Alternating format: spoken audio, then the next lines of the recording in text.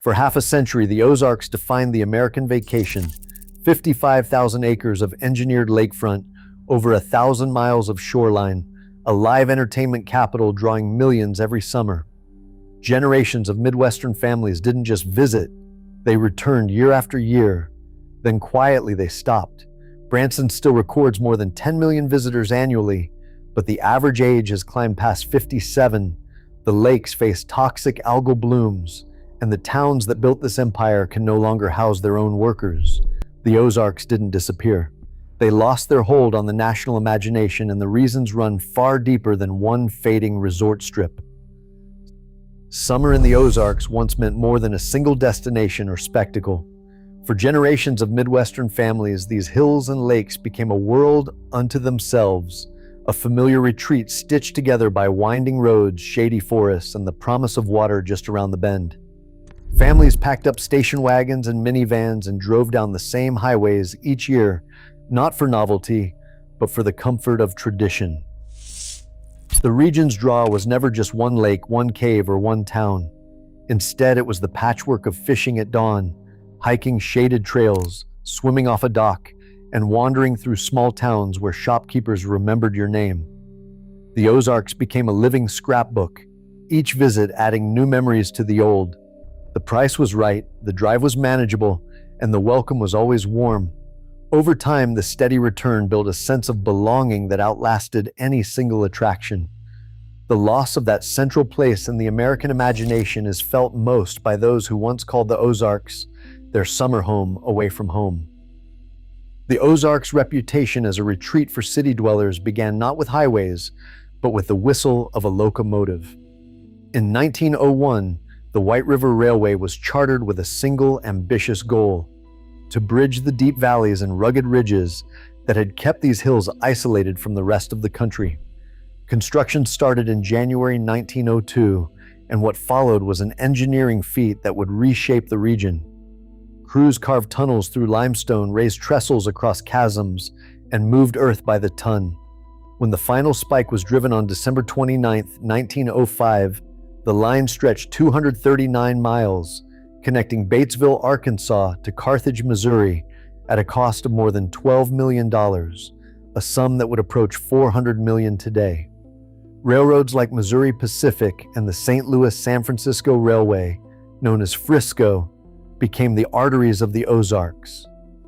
They didn't just haul timber and cattle, they carried passengers from St. Louis, Kansas City, and beyond, delivering them to new depots in towns such as Branson. These were not just stops on a map, but the seeds of future vacation hubs. By April 1907, the so-called White River Line was already being promoted as the fastest route for Springfield residents eager to escape to the hills.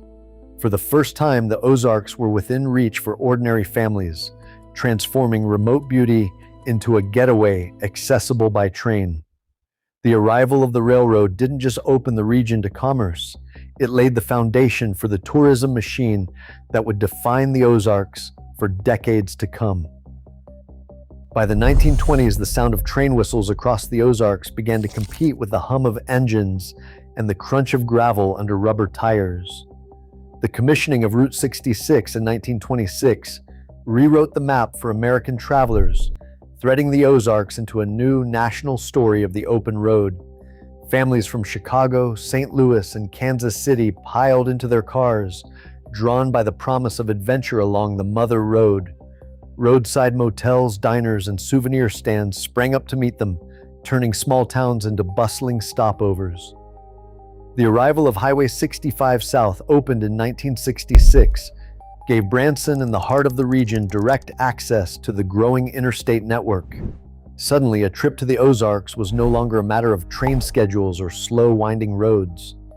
Interstate 44, completed across Missouri by 1972, replaced most of historic Route 66, delivering travelers at highway speed straight into the lakes and hills.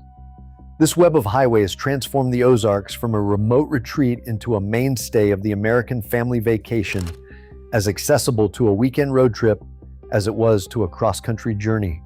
The region's fortunes now rode on the flow of cars and the freedom of the open road. The landscape of the Ozarks changed forever when the Bagnell Dam broke ground in August 1929. By April 1931, the Osage River had been tamed, and Lake of the Ozarks began to spread across the valleys, swallowing forests and farmsteads beneath nearly 55,000 acres of water. With more than 1,150 miles of shoreline, the new lake offered a scale for recreation that few other regions could match.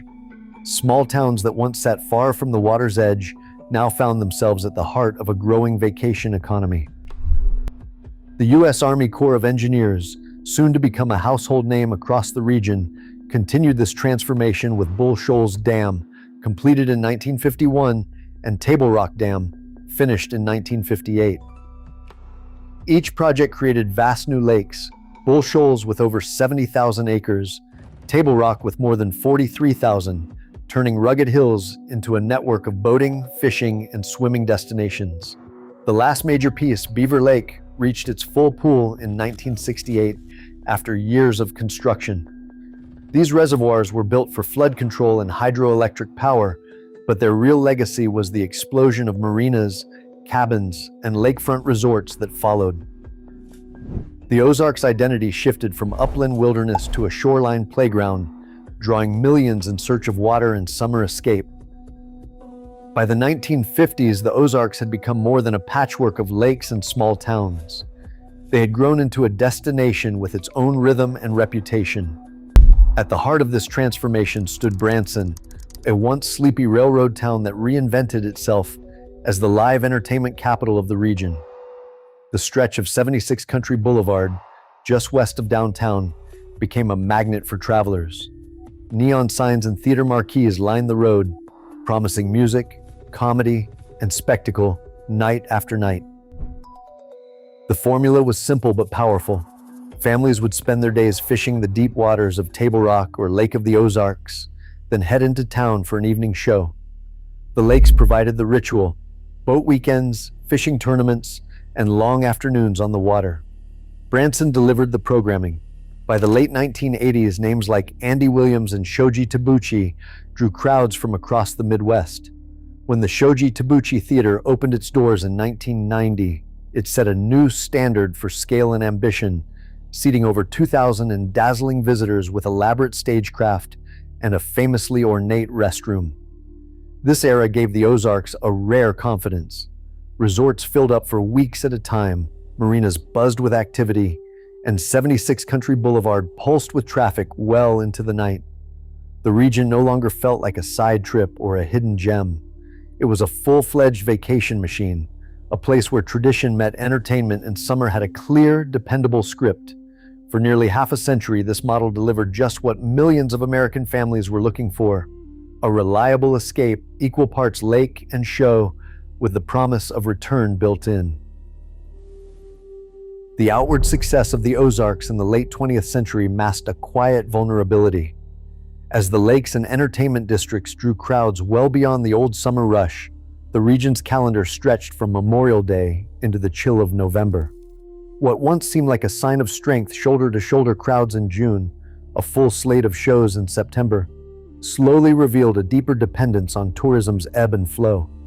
Many vacation towns found themselves locked into a cycle: 9 months of activity, then a sharp drop as winter set in, leaving empty storefronts and idle docks.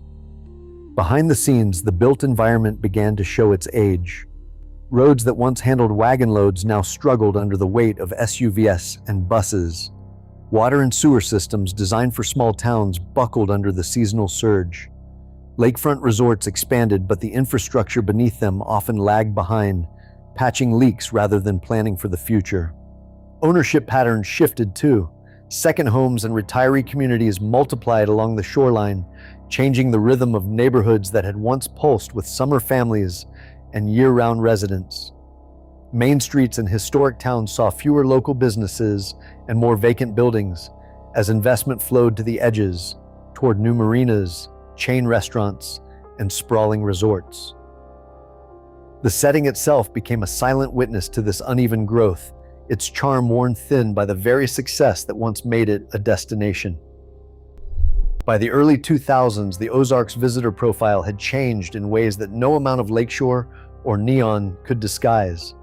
In 2005, the average tourist in Branson was 57 and a half years old. 65% of arrivals were adults or seniors, with families and younger travelers making up a shrinking share. The formula that once brought generations back year after year, fishing, boating, a familiar show on 76 Country Boulevard, now seemed frozen in time, out of step with what younger Americans wanted from travel. Today, the split is stark. National surveys show that 54% of Gen Z and 45% of millennials say making memories is their top priority, not just relaxing by the water. Nearly all, 99% of Gen Z and 97% of millennials, call themselves active leisure travelers. They look for hiking, adventure, and new experiences, often discovered through social media, not just tradition or family habit. Branson, once the Ozarks' beating heart, now faces an audience mismatch. Theaters that once packed in crowds find their seats filled by repeat visitors from an aging base, while younger travelers scroll past on TikTok, searching for something less scripted. The classic week-long lake trip is giving way to shorter, more spontaneous getaways, often stitched together by digital reviews and trending hashtags. The result is a slow erosion of the old repeat visit cycle. Instead of inheriting brand loyalty, each new generation is writing its own script for what a vacation should be. And the Ozarks, rooted in a familiar past, struggles to keep pace with the restless expectations of the present.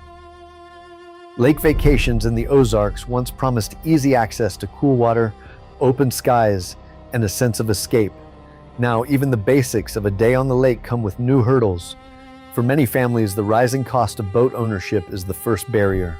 New and used boat prices have climbed steadily, pushed up by supply shortages and higher demand after the pandemic. Fuel prices add another layer, with a full tank for a day's outing now costing far more than it did a decade ago. Marina fees, once an afterthought, have followed suit, with annual slip rentals and day-use charges edging out all but the most committed boaters. The lakes themselves are showing strain. On summer weekends, Table Rock and Lake of the Ozarks can feel less like peaceful retreats and more like crowded highways. Congestion on the water brings safety concerns and makes it harder to find the quiet coves that once defined the Ozark experience. Shoreline development has increased pressure on habitats, squeezing out native plants and wildlife that once thrived along the banks. Environmental warnings now cast a shadow over the region's signature asset. Missouri's Department of Natural Resources flagged elevated cyanobacteria levels at Table Rock Lake, with harmful algal blooms closing beaches and prompting health advisories in peak season. These blooms, fed by nutrient runoff and warm, stagnant water, threaten the image of clean, swimmable lakes. Weather volatility, more frequent floods, heavy rains, and droughts adds to the uncertainty, sometimes leaving water levels unpredictable and access points damaged. For visitors, the promise of a carefree lake vacation has become less certain. The Ozarks' greatest draw, its water, now comes with both financial and environmental friction, eroding the sense of ease that once brought families back year after year. The surge in tourism across the Ozarks has redrawn the lines between visitor and resident, creating a housing market that now feels out of reach for many who keep these towns running. Branson's average home value hovers near $261,000, while Osage Beach has climbed to about $400,000. These prices far outpace the wages paid to hospitality and service workers, who form the backbone of the local economy.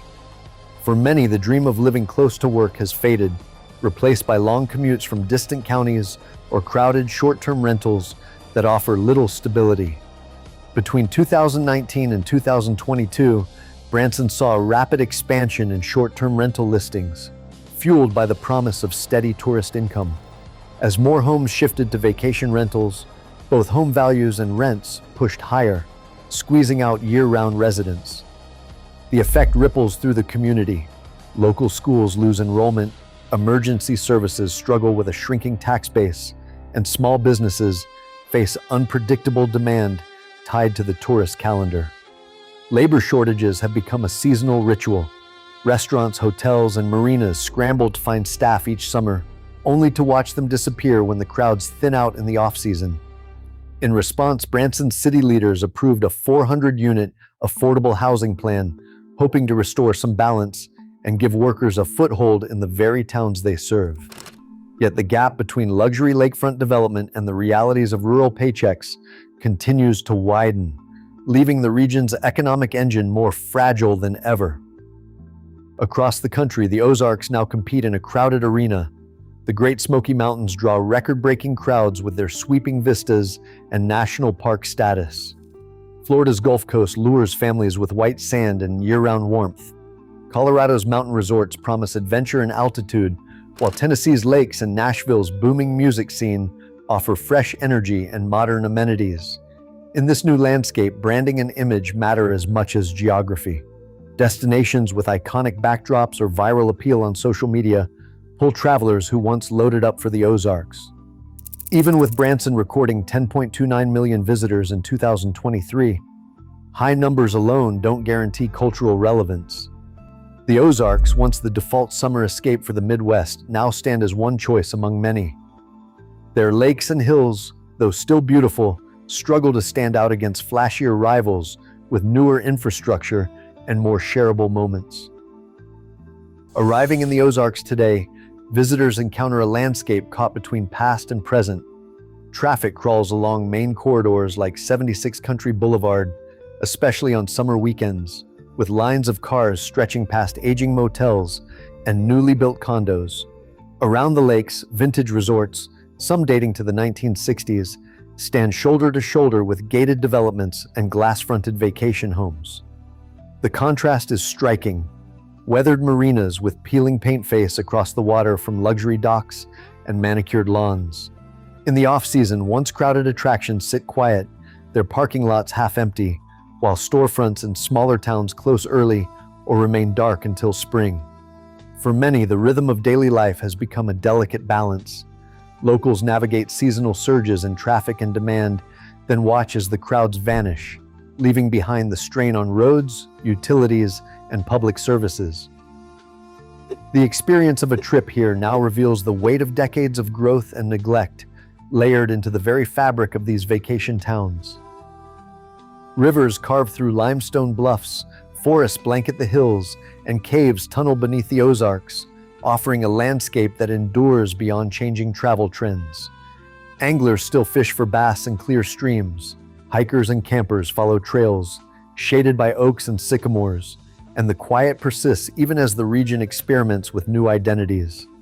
Ozark Greenways manages over 70 miles of trails, with plans to double that network across Springfield, Ozark, and Nixa, aiming for more than 200 miles of connected pathways. Volunteers adopt trail segments for regular cleanups, while local governments and nonprofits secure grants for improvements. On the Buffalo National River, thousands join annual cleanups to protect water quality and restore trails. In 2023, over 31,000 volunteers removed nearly 600,000 pounds of debris from waterways nationwide, with the Buffalo River as a standout. Forest stewardship projects backed by millions in federal and private funding target habitat restoration and invasive species. Mountain biking, boutique lodging, and year-round festivals are reshaping the region's appeal. Whether these efforts can revive generational loyalty remains uncertain. The Ozarks' natural beauty persists, but the challenge is to inspire lasting connection in a crowded market. Today, the Ozarks stand at a crossroads caught between fading nostalgia and the pressures of a changing America. As housing costs rise and infrastructure ages, the very communities built for leisure now struggle for survival. The region's future will be shaped not by memory, but by choices made now. The story of the Ozarks is far from over. What happens next is up to us all.